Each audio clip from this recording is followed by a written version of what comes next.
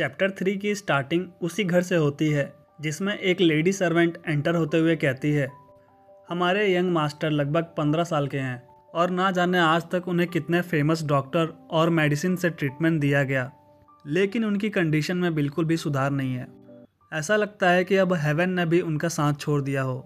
और जैसे ही वो अपने मेन कैरेक्टर के रूम में एंटर होती है और तभी वो सामने किसी को देख कर डर जाती है, तभी अपने मेन कैरेक्टर को दिखाया जाता है जो बहुत ही अजीब नज़रों से उसको देख रहा होता है और जिसकी वजह से वो सर्वेंट डर के मारे वहाँ पे गिर जाती है और वहाँ पे यंग लॉर्ड कहते हुए भाग जाती है।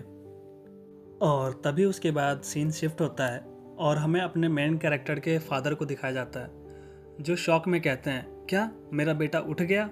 और वो सामने वाला आदमी कहता है, हाँ मेरे को तो नैनी ने यही बताया। और वो इस बात से इतनी सरप्राइज हो गई थी कि अभी तक वो सही से बोल नहीं पा रही है। इसके बावजूद उसने मेरे से सिर्फ ये कहा कि जाओ और ये बात जल्दी से लॉर्ड को इन्फॉर्म कर दो।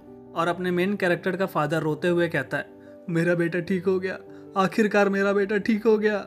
और दूसरी तरफ हम अपने मेन कैरेक्टर को देखते हैं जो लड़खड़ाते हुए बोलता है, मैंने अभी किसी वुमेन को चिल्लाते हुए सुना। और तभी वो खुद को मिरर में देखता है और चिल्लाते हुए कहता है, क्या है ये? क्या ये मैं हूँ? क्या रिकार्नेशन में हम एक बेबी के रूप में पैदा नहीं होते? नो वे, ये क्या हो गया मेरे साथ? और तभी इसके बाद अपने मेन कैरेक्टर के सर में दर्द होने लगता है और उसके सामने उस बॉडी की जितनी भी यादें थीं वो उसको दिखने लग जाती हैं। और वो कहता है, क्या है ये सब? मेरा सर फटने लग जाएगा। अच्छा मैं समझ गया, ये सारी की सारी मेमोरी इस बॉडी के ऑनर की है।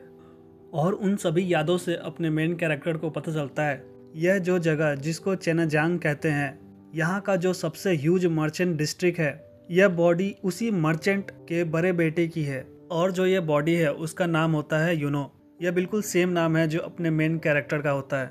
कुछ साल पहले इसकी मदर की डेथ हो गई थी जिसकी वजह से इसने पूरी तरह से खाना पीना बंद कर दिया। और ना बल्कि इसकी फिजिकल कंडीशन बल्कि इसकी मेंटल स्ट्रेंथ भी बहुत ही ज़्यादा कम हो गई है। और जब उसने खाना पीना पूरी तरह से छोड़ दिया तब उसकी तबीयत बिगड़ने लग गई और एक बीमारी का रूप ले लिया। उसने काफ़ी समय तक इसी रूम में इलाज में बिताया और आखिरकार उसकी मौत हो गई।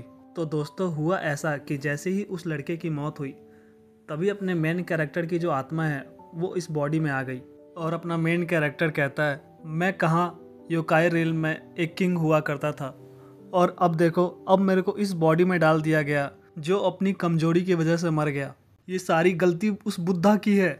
ओह लेकिन मुझे इतना चक्कर क्यों आ रहा है? अगर इस बॉडी के ऑनर को मरना था तो जहर खा के मर जाता। आखिर उसने इस बॉडी को इतनी बुरी तरह से तबाह करके क्यों मर गया? लेकिन ये सब मेरी ही गलती है। काश ये मैंने सब पहले ही सोच लिया होता और इसके बारे में मैंने बुद्धा के सामने शर्तें रखी होती तो आज ये सब झेलना ना पड़ता। ओह अब मैं समझा बुद्धा के उस बात का मतलब कि उसने मेरे से क्यों पूछा कि तुम कहीं अपने इस डिसीज़न का रिग्रेट तो नहीं करोगे। अब वैसे भी इसके बारे में कुछ किया नहीं जा सकता। अब इस बॉडी का अब असली मालिक मैं ही हूँ कि मैं इस बॉडी को इतना ताकतवर बना सकता हूँ जिससे कि मुझे आगे कोई प्रॉब्लम नहीं होगी। लेकिन इससे पहले मुझे बहुत तेज़ों की भूख लगी है। और वो एक ड्रॉर खोलते हुए कहता है, क्या इसके अंदर कुछ खाने के लिए है? तभी उसके पीछे से उसके फादर चिल्लाते हुए आते हैं, यूनो मेरा बेटा ठीक हो गया। और तभी वो अपने मेन कैरेक्टर को पकड़ते हुए कहते हैं, यूनो तुम ठीक हो गए। और तभी इसके बाद अपने मेन कैरेक्टर की मेमोरी में उस बॉडी के ओनर की एक फ्लैशबैक दिखता है और उसके फादर कहते हैं, भले ही कितना लेट हो जाए लेकिन तुम्हें हमेशा आगे बढ़ते रहना है। और इसको याद करके अपना मेन कैरेक्टर कहता है, फादर। और तभी अपने मेन कैरेक्टर के फादर रोते हुए कहते हैं, हाँ यूनो, आखिरकार तुमने मुझे पहचान ही लिया।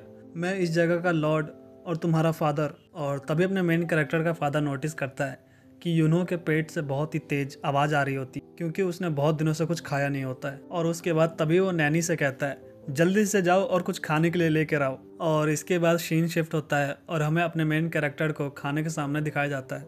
और तभी उसके फादर कहते हैं, बेटा जल्दी खाने की ज़रूरत नहीं है, तुम काफ़ी दिनों बाद जगे हो इसीलिए आराम आराम से खाना। और अपना मेन कैरेक्टर सोचता है, ह्यूमन फूड, आज तक तो मैंने सिर्फ कच्चे मीट ही खाए हैं, पता नहीं इसका टेस्ट कैसा होगा। लेकिन अब जब मैं ह्यूमन बन गया हूँ तब मुझे ये सब तो खाना ही पड़ेगा। और जैसे ही अपना मेन कैरेक्टर सिर्फ चम्मच का एक सिप लेता है तभी उसके होश उड़ जाते हैं। और उसके इस रिएक्शन को देखते हुए उसके फादर कहते हैं, क्या हुआ, कहीं तुम फिर से बीमार तो नहीं हो रहे? और अपना मेन कैरेक्टर कहता है, क्या है ये? और तभी वहाँ पे एक नैनी कहती है, यंग लॉर्ड ये सिर्फ एक खिचड़ी है जिसमें बारीक सब्जियां और मांस डाला गया है। यंग लॉर्ड अगर आप खाली पेट ये ऑयली खाना खाओगे तो आप वापस से बीमार हो सकते हो। लेकिन तभी अपने मेन कैरेक्टर को दिखाया जाता है जो कहता है, मैंने आज तक इतना स्वादिष्ट खाना नहीं खाया, मैं और खाना चाहता हूँ। मुझे पता नहीं था कि ये ह्यूमन इतना अच्छा खाना खाते हैं। और तभी इसके बाद सीन शिफ्ट होता है और हमें अपने मेन कैरेक्टर के फादर को दिखाया जाता है जो सभी को बता रहे होते हैं कि आज का दिन बहुत ही ज़्यादा बढ़िया है क्योंकि आज मेरा बेटा इतने दिनों बाद बीमारी से ठीक होकर उठ गया और मैं यहाँ का लॉर्ड होने के नाते आप सभी के सामने मैं पार्टी का ऐलान करता हूँ। और फिर हमें वहाँ पे सभी को चिल्लाते हुए दिखाया जाता है और तभी हम अपने मेन कैरेक्टर को मेंशन में बैठे हुए देखते हैं जो कि एक बुक पढ़ रहा होता है और कहता है कि इतना शोर कहाँ से आ रहा है। और तभी वहाँ पे अपने मेन कैरेक्टर की छोटी बहन आती है और कहती है ब्रदर, जिसकी वजह से अपना मेन कैरेक्टर वो बुक नीचे गिरा देता है।